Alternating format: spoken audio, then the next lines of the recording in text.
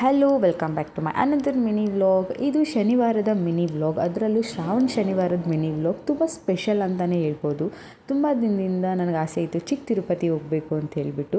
So ಏನೂ ಆಗಿರಲಿಲ್ಲ ಹೋಗೋದಕ್ಕೆ. ಇವತ್ತು ಅದು ಕಾಲ ಕೂಡ ಬಂದಿದೆ ಹೋಗೋದಕ್ಕೆ. ನಾನು ನನ್ನ ಫ್ಯಾಮಿಲಿ ಎಲ್ಲರೂ ಕಡೆ ಶ್ರಾವಣ ಶನಿವಾರದ ದಿನ ಚಿಕ್ಕ ತಿರುಪತಿಗೆ ಹೋಗಿ ದೇವ್ರ ದರ್ಶನ ಪಡ್ಕೊಂಡ್ವಿ. ತುಂಬಾ ಚೆನ್ನಾಗಿತ್ತು, ತುಂಬ ನೀಟಾಗಿ ದರ್ಶನ ಆಯಿತು. ಹೋಗ್ತಿದ್ದಂಗೆ ಫಸ್ಟು ಎಂಟ್ರೆನ್ಸಲ್ಲಿ ಬಿಳಿ ನಾಮ ತುಂಬ ಮುಖ್ಯ. ಶ್ರಾವಣ ಶನಿವಾರದಲ್ಲಿ ಬಿಳಿ ನಾಮ ಹಾಕ್ಕೊಂಡು ದೇವ್ರ ದರ್ಶನ ಮಾಡೋದೇ ಒಂದು ಚೆಂದ ಅಲ್ವಾ. ಅದರಲ್ಲೂ ಮನೇಲಿ ಪೂಜೆ ಮಾಡುವಾಗೂ ಅಷ್ಟೇ, ಪ್ರತಿಯೊಬ್ಬರು ಮನೇಲೂ ಶ್ರಾವಣ ಅಂತಂದರೆ ಪ್ರತಿ ವಾರ ಉಪದಾನ ಮಾಡ್ತಾರೆ.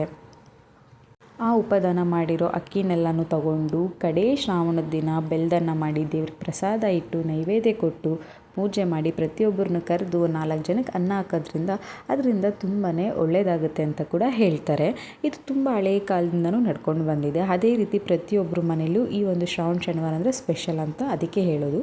ಸೊ ನಾವು ಕೂಡ ದೇವಸ್ಥಾನಕ್ಕೆ ಹೋಗಿ ಪೂಜೆ ಮುಗಿಸ್ಕೊಂಡು ದೇವ್ರ ದರ್ಶನನ ಮಾಡಿಕೊಂಡು ತೃಪ್ತಿಯಾಗಿ ದೇವ್ರನ್ನ ಕೂಡ ಹೋಗಿ ನಮ್ಮ ಸಂಕಲ್ಪ ಏನಿತ್ತು ಪ್ರತಿಯೊಂದು ದೇವ್ರಿಗೆ ತಿಳಿಸಿ ಅಪ್ಲಿಕೇಶನ್ ಹಾಕಿ ಆದಷ್ಟು ಬೇಗ ನೆರವೇರಿಸಪ್ಪ ಅಂತ ಕೇಳಿಕೊಂಡು ಹೊರಗೆ ಬಂದ್ವಿ. ಇನ್ನು ಮಕ್ಕಳ ಜೊತೆ ಹೋಗಿದ್ದೀವಿ ಅಂದರೆ ಆಟ ಸಾಮಾನೆಲ್ಲ ಮಿಸ್ ಮಾಡೋಕ್ಕಾಗುತ್ತೆ. ಸೊ ಒಂದಷ್ಟು ಶಾಪಿಂಗ್ ಕೂಡ ಮಾಡಿಕೊಂಡು ಜೊತೆಗೆ ಮನೆಗೆ ಪ್ರಸಾದ ಅಂತ ಕಡಲೆಪೂರಿ ಲಡ್ಡು ಎಲ್ಲ ತಗೊಂಡು, ಇದೆಲ್ಲದಕ್ಕಿಂತ ಹೆಚ್ಚಾಗಿ ಏನು ಗೊತ್ತಾ, ಪ್ರಸಾದ ಕೂಡ ಕೊಡ್ತಾಯಿದ್ರು. ದೇವಸ್ಥಾನದಲ್ಲೇ ಪ್ರಸಾದ ಕೂಡ ಸಿಕ್ತು.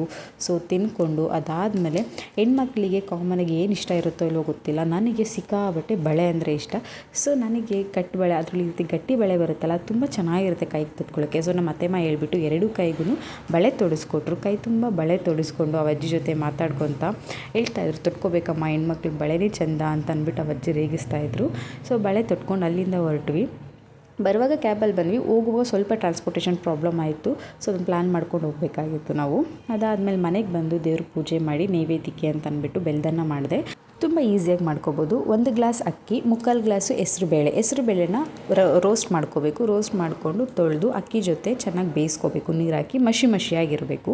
ಅದಾದಮೇಲೆ ತಣ್ಣಗಾದಮೇಲೆ ನಾನು ಸಪ್ರೇಟಾಗಿ ಬೆಲ್ಲನ ಹಾಕೋತಾಯಿದ್ದೀನಿ. ಸಪ್ರೇಟಾಗಿ ಬೆಲ್ಲನ ಕರಗಿಸಿ ಅದರ ನೀರನ್ನ ಶೋಧಿಸ್ಕೊಂಡು ಆಮೇಲೆ ಮಿಕ್ಸ್ ಮಾಡ್ಕೋತಾಯಿದ್ದೀನಿ. ಯಾಕಂತಂದರೆ ಡಸ್ಟ್ ಎಲ್ಲ ಅವಾಯ್ಡ್ ಆಗಲಿ ಅಂದ್ಬಿಟ್ಟು, ಅವ್ರಿಗೆ ಕಲ್ಲುಗಳೆಲ್ಲ ಇರುತ್ತಲ್ವ ಸಣ್ಣ ಸಣ್ಣದು, ಹಾಗಾಗಿ ಅದೆಲ್ಲ ಅವಾಯ್ಡ್ ಆಗಲಿ ಅಂತ ಅಂದ್ಬಿಟ್ಟು ಹಾಕಿ ಸೋಸ್ಕೊಂಡು ಆಮೇಲೆ ಬೆಲ್ಲದನ್ನಕ್ಕೆ ಹಾಕಿ ಮಿಕ್ಸ್ ಮಾಡ್ಕೋಬೇಕು. ಒಂದು 10 ನಿಮಿಷ ಇದನ್ನು ಐ ಫ್ಲೇಮಲ್ಲಿ ಬೇಯಿಸ್ಕೋಬೇಕು. ಅದಾದಮೇಲೆ ತುಪ್ಪ ಹಾಕಿ, ತುಪ್ಪದ ಒಗ್ಗರಣೆಗೆ ನಿಮಗೆ ದ್ರಾಕ್ಷಿ ಗೋಡಂಬಿ ಬೇಕಂದ್ರೆ ಹಾಕೋಬೋದು, ಇಲ್ಲ ಸ್ಕಿಪ್ ಮಾಡ್ಕೋಬೋದು. ಹಾಕಿ ಏಲಕ್ಕಿ ಪುಡಿ ಹಾಕಿ ಮಿಕ್ಸ್ ಮಾಡಿದ್ರೆ ಆಯಿತು.